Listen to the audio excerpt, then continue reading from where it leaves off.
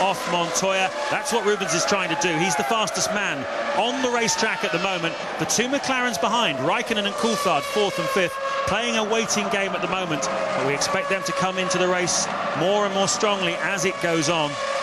Michael Schumacher leading Montoya now by 2.4 seconds. There is the Colombian in the BMW Williams.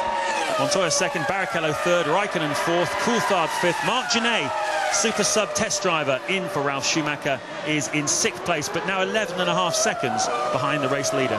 Yes, he's not raced for 3 years, other than a few of the, what is it called, Super Nissan or something in Spain. So Genet really, his pace in the early stages probably not what he may have hoped, what Williams may have hoped, but Montoya is a shuttlecock between the two Ferraris. Sadly for him, he's moving back towards Barrichello. The lead up to 2.5 seconds. Barrichello the fastest man on the racetrack, but Raikkonen and Coulthard are right there on lap times too, so 7 seconds covering the top 5. There are double waved yellows down there because there are men on the racetrack. Now that effectively means slow down and be prepared to stop, double waved yellows, but they're only doing about 180 miles an hour when they see them, and about 210 a bit further along.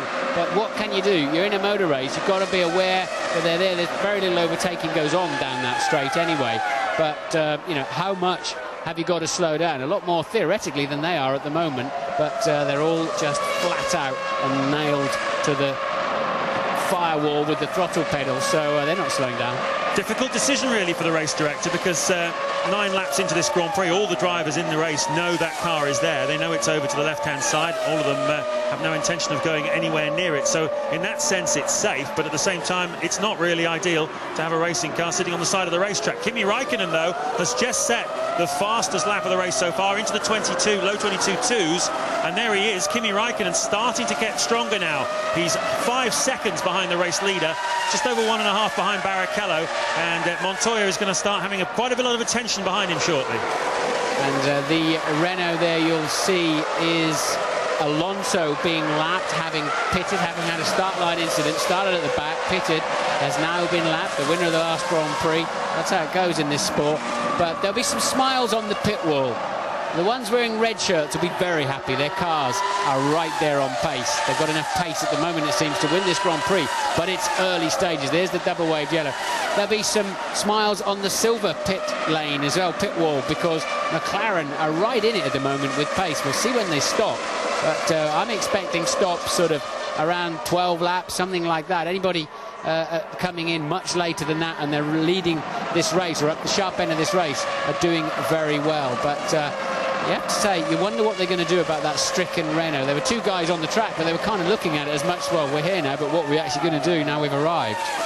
Quick check on the Brits for you as Michael Schumacher sets a new fastest lap. He's trying to stretch out his advantage over 1 more second now ahead of Juan Montoya. Ralph Furman is watching this Grand Prix from the Jordan Hospitality Unit after a middle ear problem caused in an accident at the Hungarian Grand Prix 3 weeks ago. He's still not fit to race, so Zolt Baumgartner is replacing him.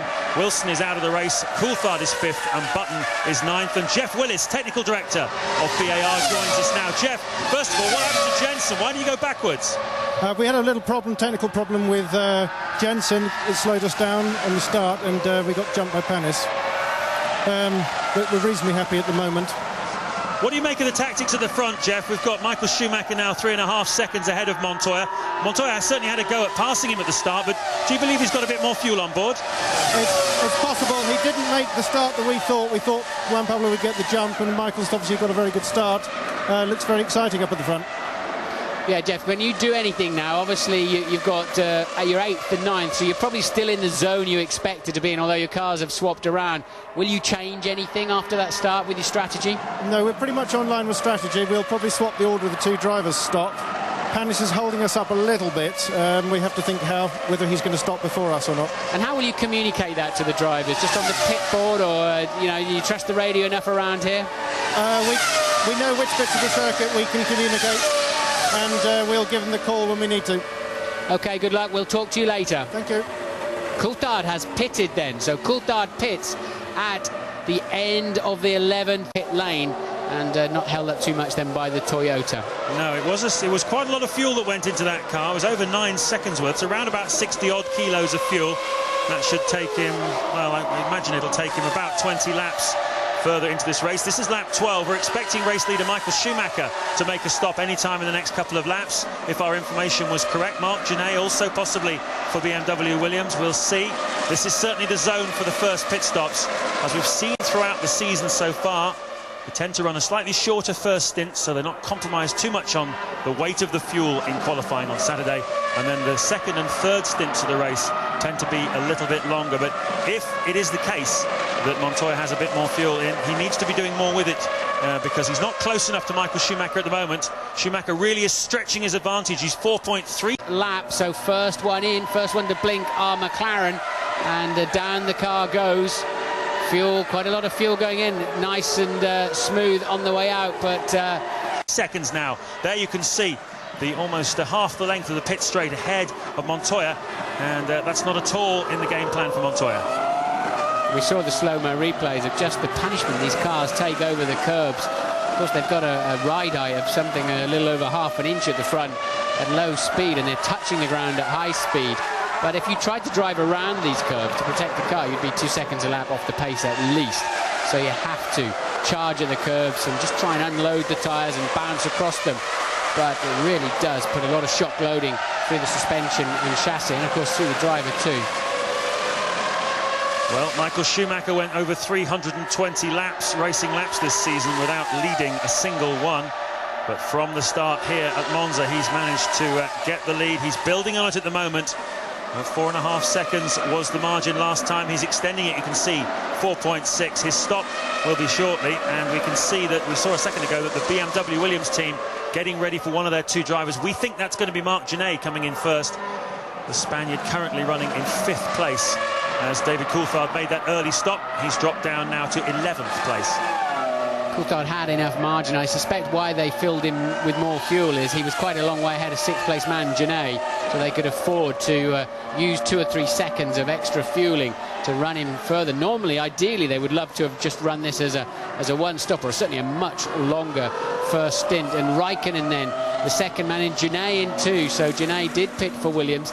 And I would think Kimi Raikkonen and the McLaren team will be very happy at how close he was to the back of Barrichello and Montoya in 2nd and 3rd. Slightly shorter stop for him, and Gené still stationary in the Williams pit then, and off he goes. Now that's surprising, isn't it? Gené very close there. It's closer than I would have expected to the back of Raikkonen, James. Yep, obviously had a very good in-lap. And for a driver who's, as you said, hardly driven really, done 33 Grand Prix for Minardi, but the last one was quite a few years ago now. A little bit of Formula Nissan action, but it's not the same as Formula One, certainly. Webber's made a pit stop, and they're all about the same, aren't they, tactically? They're all putting the same sort of amount of fuel in, about 20 laps worth, 9 seconds. So we'll see what Michael Schumacher and Juan Montoya do. That's where the brains will come in, of Ross Brawn on the timing wall for Ferrari, and Sam Michael down at Williams, as to how they can play this game, whether one of them will run a little bit longer than the other, try and get a bit of an advantage. Certainly a lot of it will come down to strategy as Michael Schumacher crosses the line to complete lap 14, and we wait to see what the margin is to Montoya. 4.6 last time by. He's taken another 3/10 out of him. Barrichello pits from 3rd. Michael still in the 1:21.8, just to demonstrate the pace of that. That would have put him 5th on the grid in qualifying. This is an extremely fast motor race, and Michael Schumacher is the fastest man in it, and looking good at the moment. Just the heat, kind of the burning of any oil or rubbish on the brakes and pads there. The brakes really do take quite a pounding as you're constantly slowing down from well over 200 miles an hour. And Louise is with Jarno Trulli.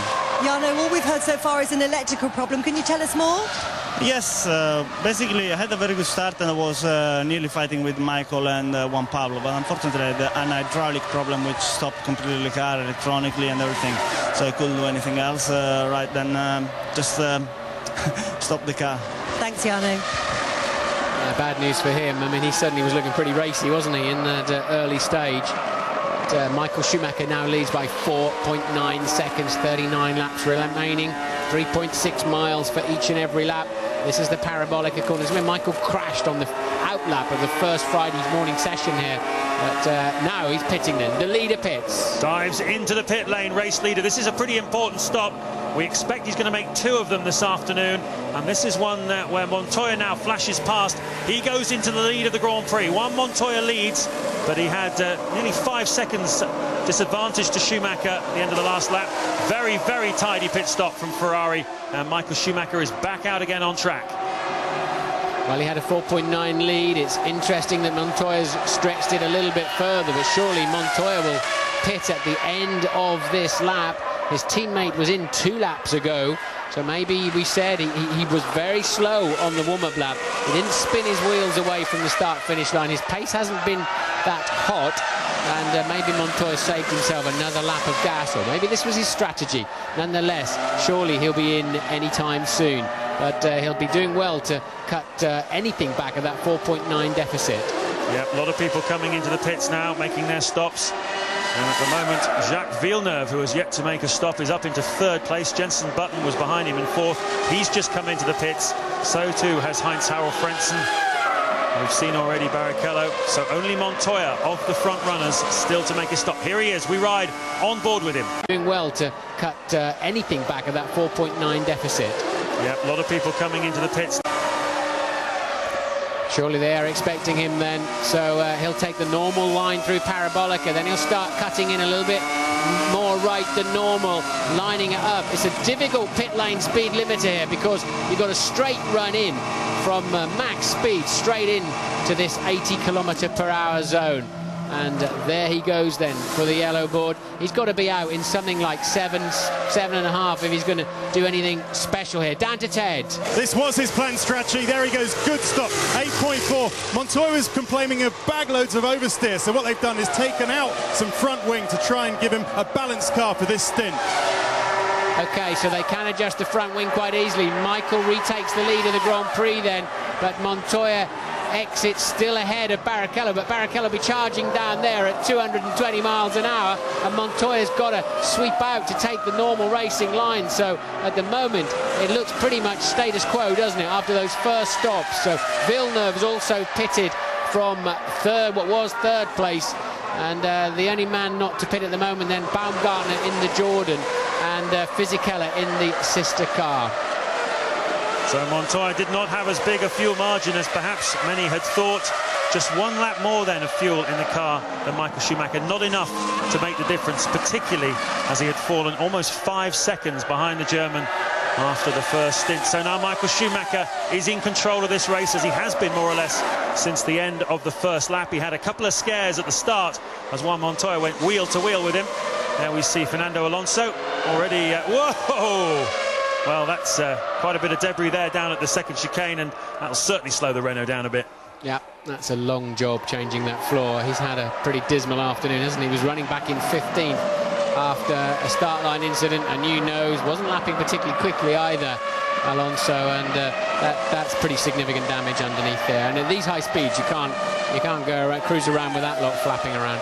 Yeah, well, certainly yesterday's spin in qualifying was put down to a traction control failure.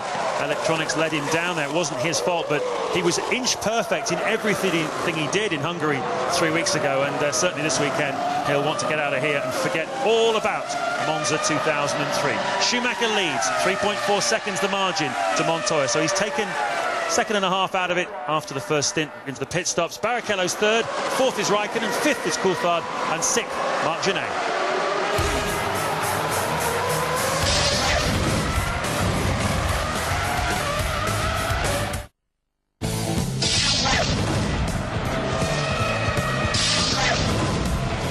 Back at Monza with Toyota's Formula One test driver Ryan Briscoe. What are your thoughts so far, Ryan? Interesting cat and mouse game up front with Montoya luckily getting out ahead of Rubens. That saved himself a whole lot of trouble.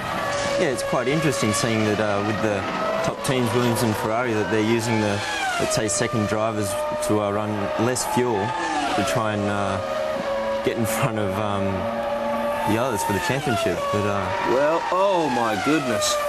Now that is one brave track marshal, but ripping that bit of debris. When you fly around a corner like that and see something like that on the circuit, it must cause a few palpitations, because it could be anything, couldn't it?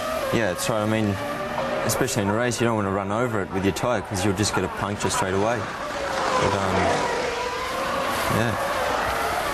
Billy, it's significant that after the retrim that they've done on Montoya's car on the front wing to get it back into a better balance, he's actually just knocked over the fastest first sector of the race to date, which was a 26.1.